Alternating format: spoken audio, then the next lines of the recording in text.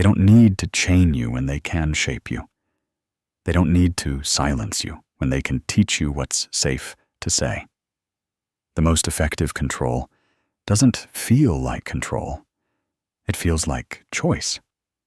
Because when obedience is rebranded as responsibility and submission is renamed survival, you don't realize you're serving something that doesn't serve you back. You just think you're doing what's right. From a young age, you were taught the invisible curriculum, not the one in textbooks, but the one between the lines. You were rewarded for compliance, not curiosity. You were praised when your voice fit neatly inside the system's expectations, and punished, subtly or not, when it didn't. This is how the training begins. Not through punishment alone, but through the promise of belonging. Because every system knows people will trade freedom for acceptance when belonging feels scarce. If this feels familiar, stay with me. Think of how early you learned that your worth depends on performance, that love is conditional on usefulness, that safety means keeping certain truths unspoken, that success is defined by standards you never set. The system didn't invent these lessons. It simply built a world where they thrive. It understood that if it can make you chase approval, it never needs to chase you. You'll volunteer your own servitude, smiling while you do it, believing its progress. People often mistake power for permission. They believe those who have authority must have earned it, that the rules exist for a reason. But that belief itself is the product of training. Because when you're taught that structure equals safety, you'll protect the very cage you live in. You'll defend it against those who try to open the door. You'll call them reckless or ungrateful or naive, anything to maintain the illusion that captivity is order. This is how oppression hides, in ordinary logic, in the belief that this is just how things are, in the quiet sigh of resignation that whispers, I guess that's life. But it's not life. It's conditioning. A story repeated so often, it became invisible, a hum beneath your thoughts. And you learned to harmonize with it because silence was safer than dissent. Notice how often people police each other on behalf of their oppressors, how ridicule replaces rebellion, how someone trying to heal becomes too sensitive, how someone questioning the rules becomes difficult. This is not random. It's social enforcement. When the system no longer needs to punish you, it means it's trained you to punish each other. The chains are now interpersonal. And because they're carried in relationships, they feel personal, not political. You've seen it. Someone speaks truth and suddenly loses friends, jobs, comfort. The system doesn't need to silence them directly. It simply makes sure silence costs less than honesty. And so people learn to perform sincerity instead of feeling it. They smile when they're tired. They agree when they disagree. They post virtue when they crave rest. This is the modern obedience, to appear free while privately collapsing. Every time you shrink your truth to keep the peace, you serve a structure that benefits from your quiet. Because unexpressed truth maintains the illusion that everything is fine. And illusions, not armies, are what keep empires intact. But here's the painful paradox. The moment you try to unlearn the illusion, it's your own fear that defends it. Because fear was part of the design. Fear of rejection, fear of failure, fear of being alone, all cultivated to make obedience feel safer than awakening. And so, generation by generation, people inherit both trauma and training. They call it realism, being practical, or knowing how the world works. But what they really mean is, I learned to survive by complying. They confuse adaptation with wisdom. They confuse endurance with alignment. And that confusion is exactly how the system stays alive. Because an oppressor doesn't need to outthink the oppressed. It just needs them exhausted enough to stop questioning. Over time, exhaustion replaces reflection. People call their numbness peace. They call their avoidance maturity. And they call their despair discipline. You can see it in their eyes, a dull glow where curiosity once burned. If you look closely, you'll notice the system never says, don't rebel. It says, rebel responsibly. It sells rebellion in aesthetic packaging, so long as it doesn't threaten profit or order. You can be bold as long as it's marketable. You can be outspoken as long as you still consume. It's not censorship that keeps people obedient now. It's distraction. Because nothing kills awakening faster than overstimulation. And so the modern oppressor isn't a person. It's a pattern. It's the subtle, relentless whisper that says, you must earn your right to rest. You must prove your value to be seen. You must compete to belong. That whisper lives in algorithms, in office hierarchies, in families who confuse control with care. It lives in every unspoken rule that keeps people performing rather than being. But the most tragic part is this. People end up defending their own exhaustion as identity. They say, that's just how I am. I'm a workaholic. They say, I'm strong. I don't need help. They say, at least I'm productive. But what they really mean is, I forgot who I was before the system told me I had to earn the right to exist. Somewhere deep down, you remember that version of you, the one who existed before the training took hold, the one who created without calculating, who rested without guilt, who felt without filter. But that self was deemed inefficient. And so, piece by piece, you were taught to sacrifice it for approval. The tragedy is that you believed approval was love, and the system thrives on that confusion. Because love, when distorted, becomes leverage. And when people confuse acceptance with affection, they can be controlled through both reward and rejection. That's why you fear disappointing others more than betraying yourself. Because somewhere in your conditioning, you learned that safety lives in obedience, not authenticity. But what if the opposite were true? What if every act of obedience that cost you your peace was actually a form of quiet betrayal? What if your exhaustion isn't weakness, but evidence of how hard it's been to live against your own nature? This is where the awakening begins.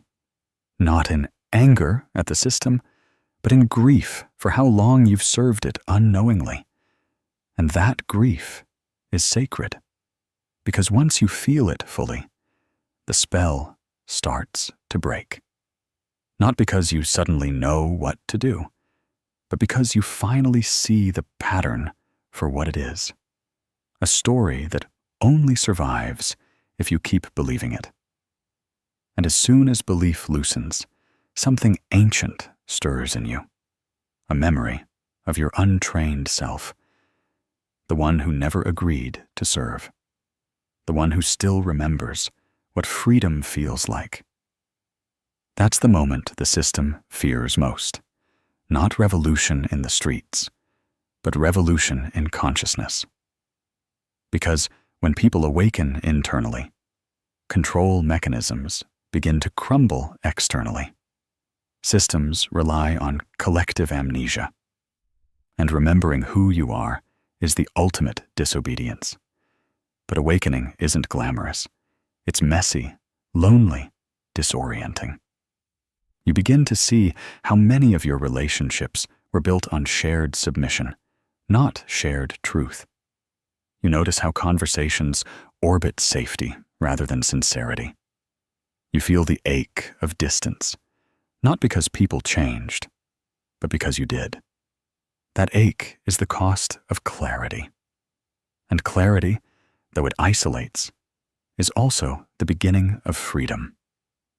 You start noticing language, how often people apologize for existing, how sorry precedes every honest emotion, how I'm fine hides quiet despair.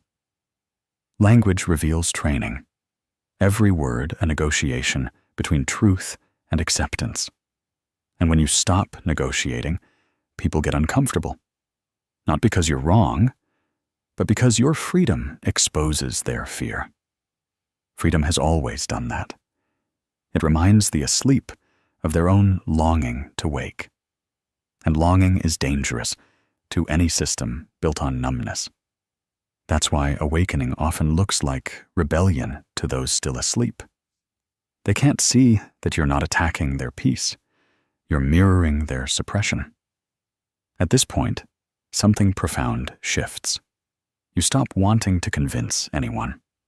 You realize that liberation isn't contagious through argument, only example. And so you begin the slow, quiet work of untraining yourself. You learn to rest without permission. You learn to create without applause.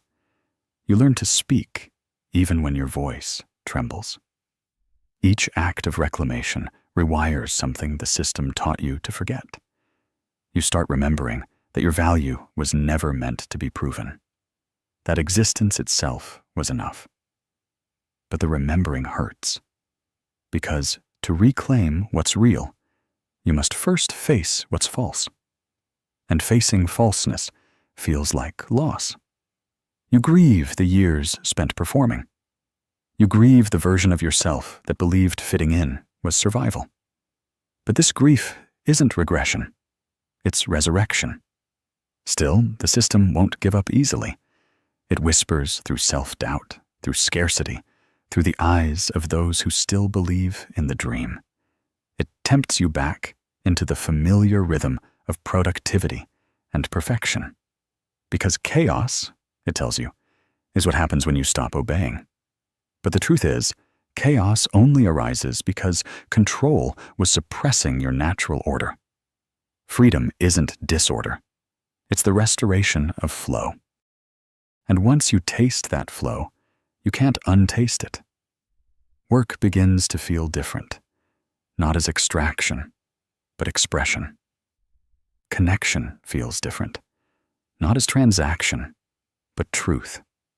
Even solitude feels different, not as punishment, but presence. The more you unlearn, the more you see how deeply the system colonized your inner world. It didn't just claim your time. It claimed your self-perception. It taught you to evaluate your worth in measurable units, to distrust your intuition, to fear your own softness. That's why awakening often feels like breaking, because you're dismantling an architecture that once felt like identity. You question every should, every must, every expectation disguised as virtue. And for a while, it feels like you're losing everything. But in truth, you're shedding everything that was never yours. In that shedding, a strange calm begins to emerge. You start realizing the system was never just out there. It was woven through your habits, your thoughts, your tone of voice. You can't overthrow it with anger alone. You have to outgrow it with awareness. Because awareness changes behavior without external permission. And that's what systems can't predict, the quiet evolution of the individual. You begin to see how fear was always the fuel. Fear of scarcity, fear of insignificance, fear of loss. But fear only controls what it can define. Once you stop defining yourself by the system's language, fear loses its coordinates. You become untrackable, unclassifiable, untamed. And yet, this freedom doesn't make you superior. It makes you softer, because you realize how deeply others are still entangled, how their defensiveness is just confusion, how their aggression is just grief that never found language. You stop seeing oppressors and oppressed as opposites. You start seeing a single pattern playing both roles, a system sustained by mutual unconsciousness. But awareness doesn't dissolve compassion. It deepens it. You understand now why people cling to the system that harms them, because harm feels safer than the unknown. Control offers predictability, and predictability feels like peace, even when it's pain. That's the final trick of oppression. It convinces you that comfort is freedom.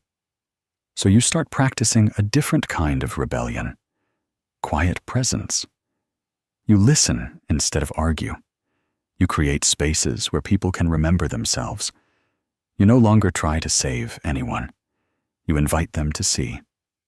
Because liberation offered as rescue becomes another form of control.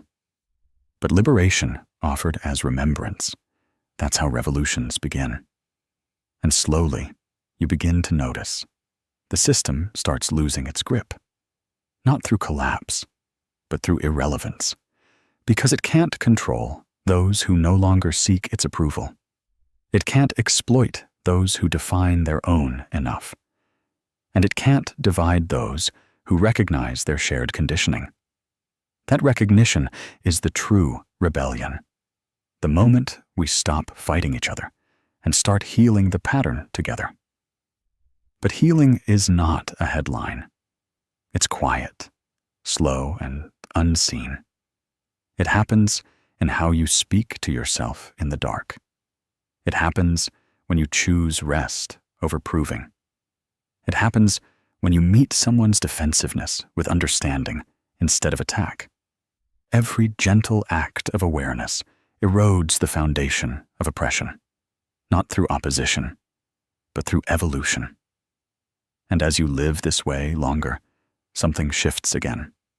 You stop seeing awakening as escape and start seeing it as return. Return to your body.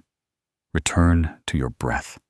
Return to the rhythm that existed before performance.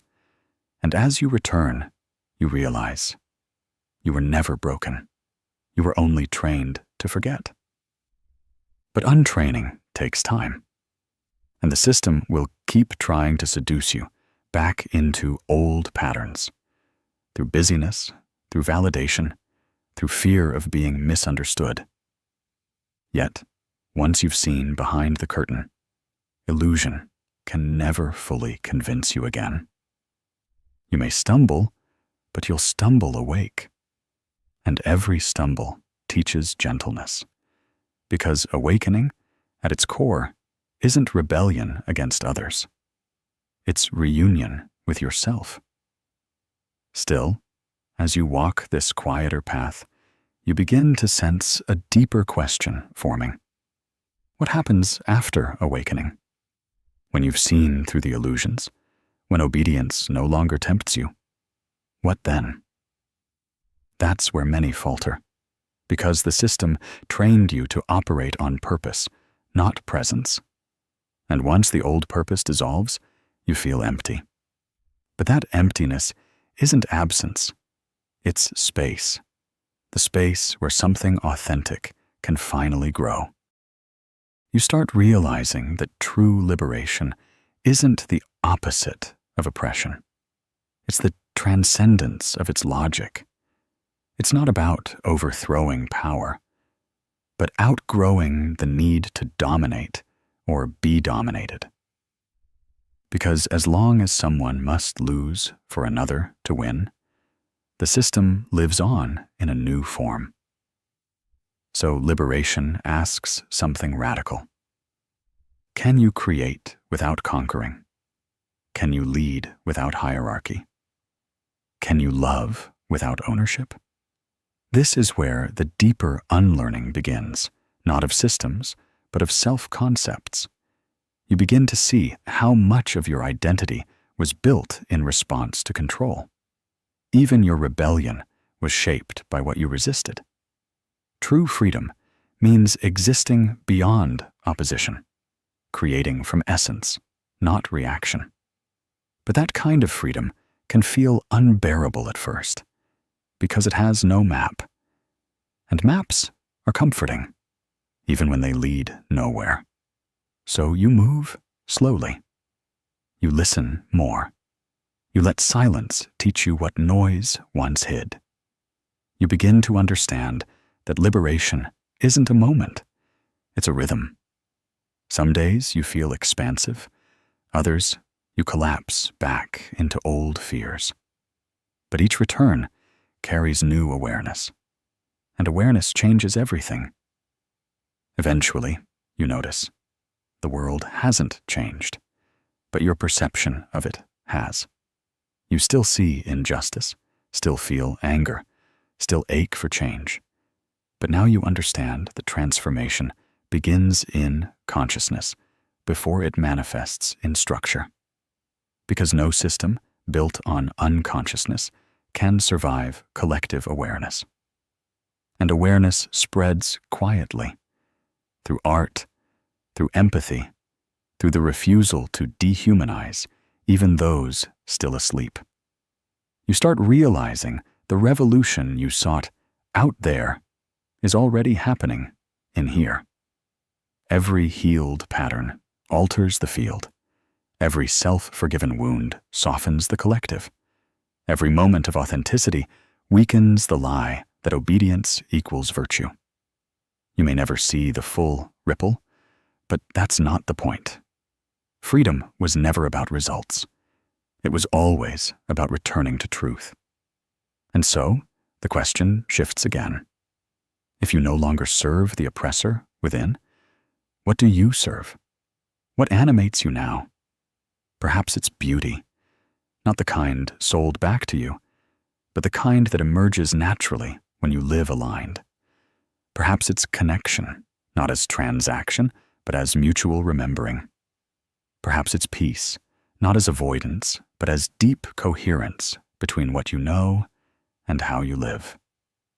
You realize now that the system never feared rebellion. It feared remembrance. Because a remembered human, one who knows their own worth, their own rhythm, their own truth, can't be bought, can't be shamed, can't be used as fuel for someone else's machinery. They move differently. They listen differently. They love differently. And their presence alone becomes an invitation for others to wake. You start to see that liberation was never about escape. It was about intimacy. Intimacy with your own being. Intimacy with others beyond performance. Intimacy with life itself, unfiltered by fear. And this intimacy begins to heal what oppression once fractured.